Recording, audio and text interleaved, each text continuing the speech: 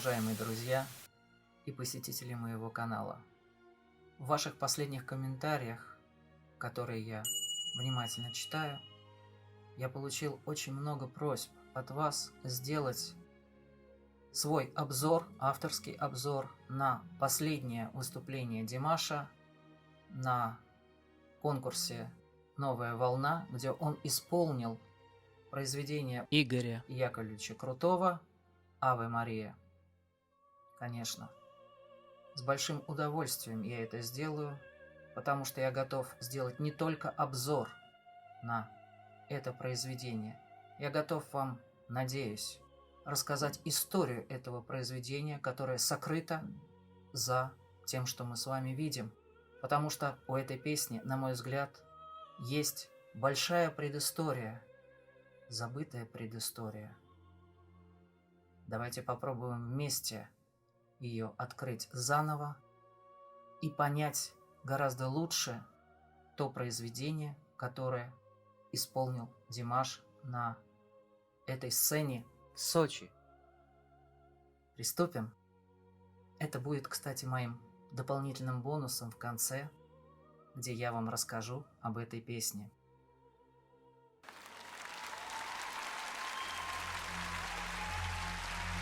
Слушайте внимательно звуки, смотрите на сцену, пытайтесь впитать и понять, что заложено в этом, какие смыслы.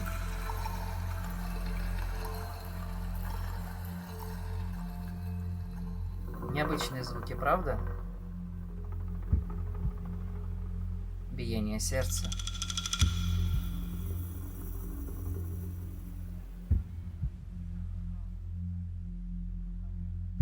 И очень сосредоточенный Димаш.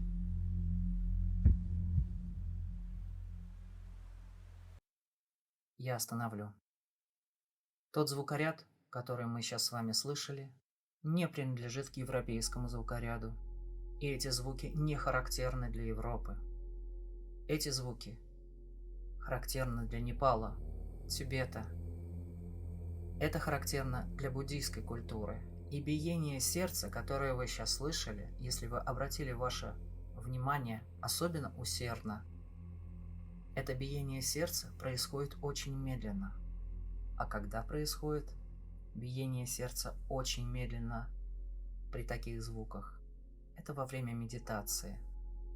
То есть задача того, кто создавал эту музыку, Игоря Яковлевича, было настроить нас на медитативное восприятие того, что мы сейчас услышим. А Димаш сейчас очень и очень сосредоточен. И это не случайно, потому что то, что он будет исполнять, и манера этого исполнения будет не совсем обычна, как и задачи, которые лежат на Димаше. Но мы к этому вернемся прямо во время просмотра чуть позже.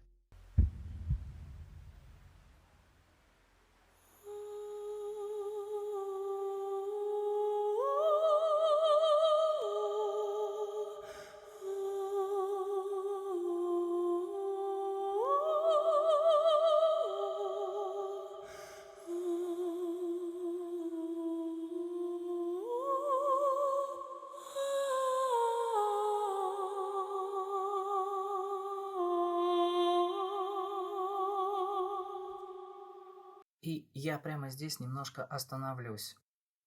Итак, Димаш поет без вибрато. Димаш поет музыкальные секвенции вниз. Секвенции – это повторяющиеся движения звуков, повторяющиеся движения нот по восходящей или по нисходящей линии. Здесь они идут по нисходящей. И это имеет большой смысл, который будет раскрыт прямо во время исполнения Димаша, и мы с вами будем за этим следить. Также прошу обратить ваше пристальное внимание на одежду Димаша. Она символична, и кое-что она нам должна будет изображать.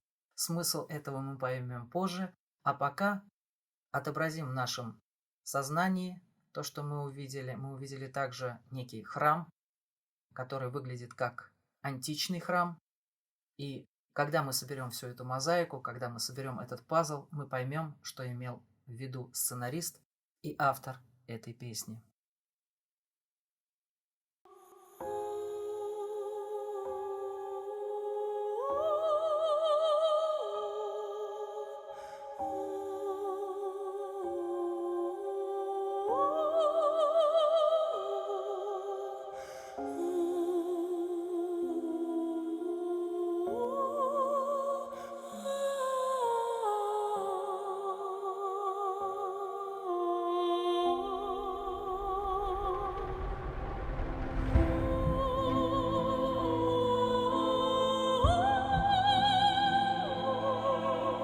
послушайте, что происходит в хоре.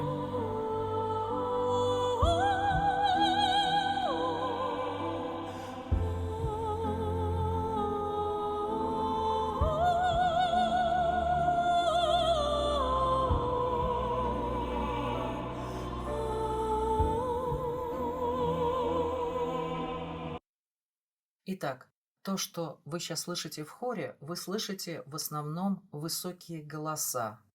Мужские высокие голоса – это тенора, и сопрано – это высокие женские голоса. Так вот, очень четко, особенно в теноровой партии, проходят движения, которые называются ламентозо. На итальянском это означает переживательные. Это музыкальный прием для того, чтобы передать плач, передать страдания.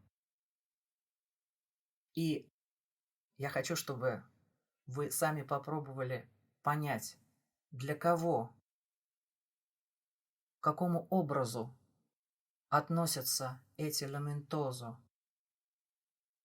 Почему Димаш так одет? И почему он поет почти бесстрастно? Скоро мы это с вами узнаем точно.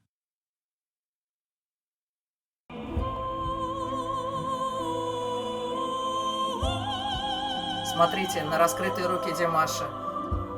Есть ассоциации?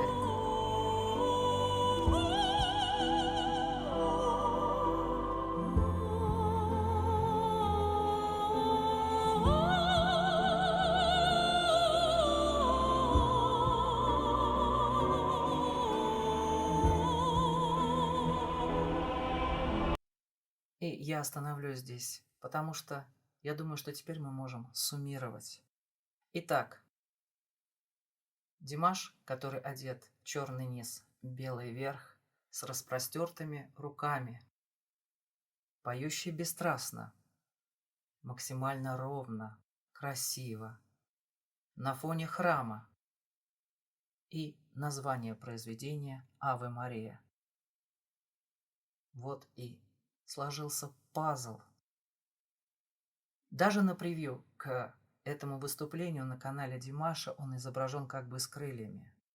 И здесь перед нами прямая аллюзия с евангельским сюжетом, который называется «Благовещение», когда ангел Гавриил пришел к очень молодой Марии и сообщил ей благую весть о том, что через нее родится Спаситель. В данном контексте Димаш символизирует бесплотного ангела.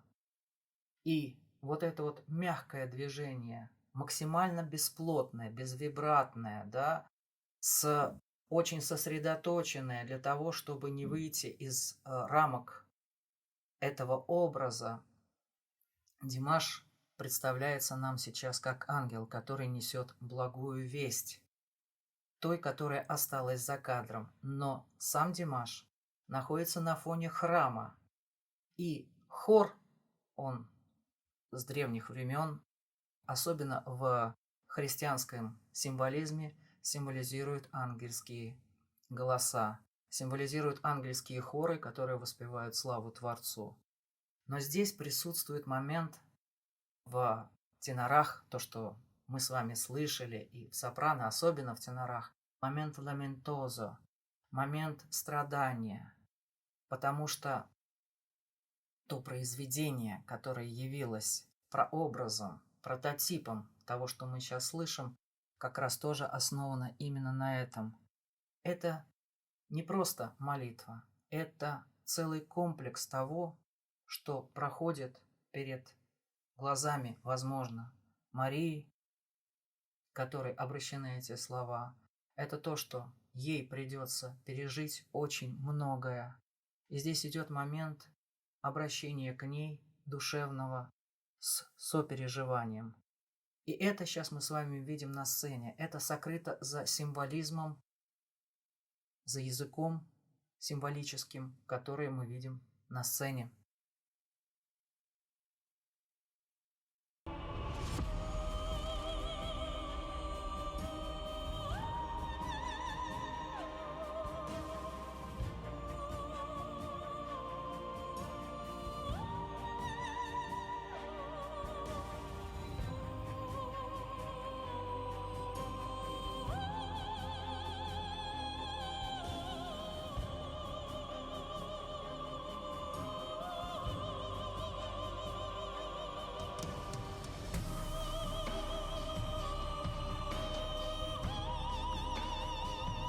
Развитие произведения.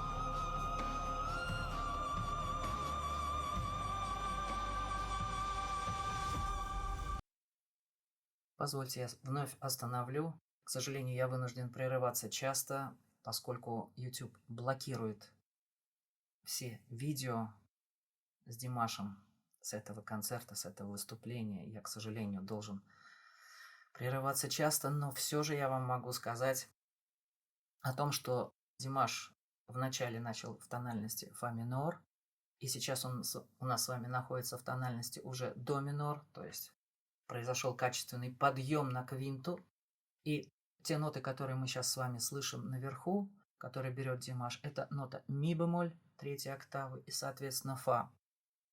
Это достаточно критические ноты, насколько я понимаю, для Димаша. Они являются переходными между вот этим уже высоким головным регистром и свистковым, да, то есть он дальше будет, для того, чтобы петь еще выше и выше, он должен уже менять манеру своего исполнения, делать другие вокальные приемы, вот, и то, что он сейчас взял ноточку ми бемоль и ноточку фа, он к этому шел достаточно долго.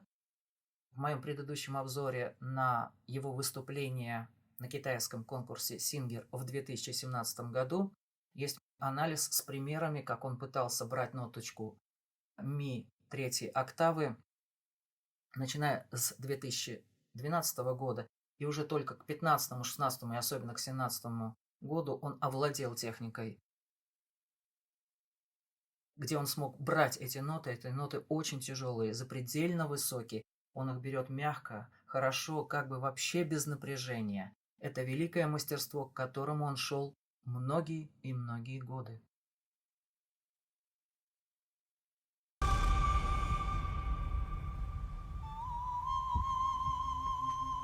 И вот кода, завершение.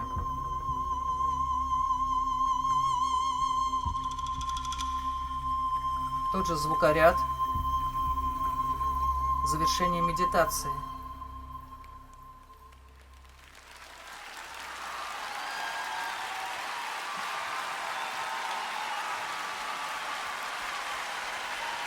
Димаш Кудайберген и Игорь Крутой. Браво! Конечно, браво. Вот уж говорящие фамилии. Кудай Берген в переводе с тюркского означает «богом данный» и «крутой». Но действительно крутой. А теперь, мои дорогие друзья, подведя небольшой итог выступления Димаша, могу сказать, что оно абсолютно превосходно. Образ ангельского благовестия, задуманный Игорем Яковлевичем и воплощенный Димашем, превосходен.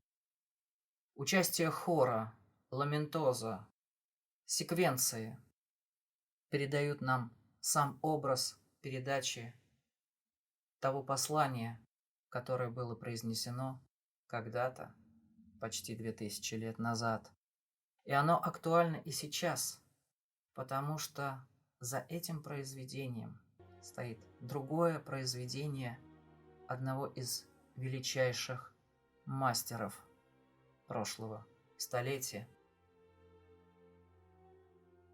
Это тот, кто написал первоначальный вариант, прообраз, с которого, на мой взгляд, Игорь Яковлевич уже написал непосредственно свое произведение. И этим человеком является Владимир Федорович Вавилов, замечательный русский и советский исполнитель и, как оказалось, особенно после смерти, композитор. Он, не будучи членом Советского союза композиторов и имея, как он считал, неудачную фамилию, по его мнению, он не имел никаких шансов на то, чтобы пробиться и быть записанным. Поэтому он стал приписывать свои произведения ушедшим мастерам и под их лейблом, под их как бы именем выпускать свои авторские произведения. И вот то, что мы сейчас с вами можем услышать, я вам сейчас специально поставлю небольшой фрагмент той же самой «Аве Мария» в исполнении Чичелия Бартолли, замечательной итальянской исполнительницы, которую я очень люблю, произведение русского композитора Владимира Федоровича Вавилова «Аве Мария». Давайте послушаем.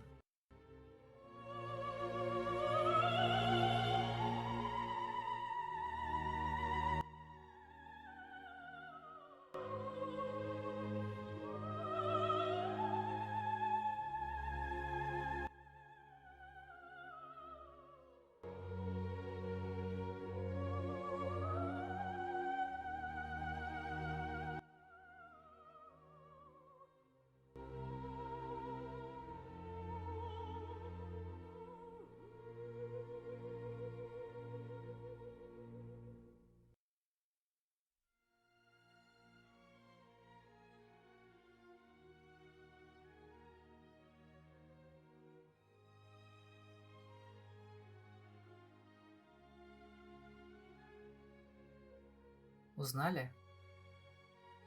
Похоже немного на то, что делал Димаш. И то, что написал Игорь Яковлевич Крутой. Мне кажется, это тот самый прототип.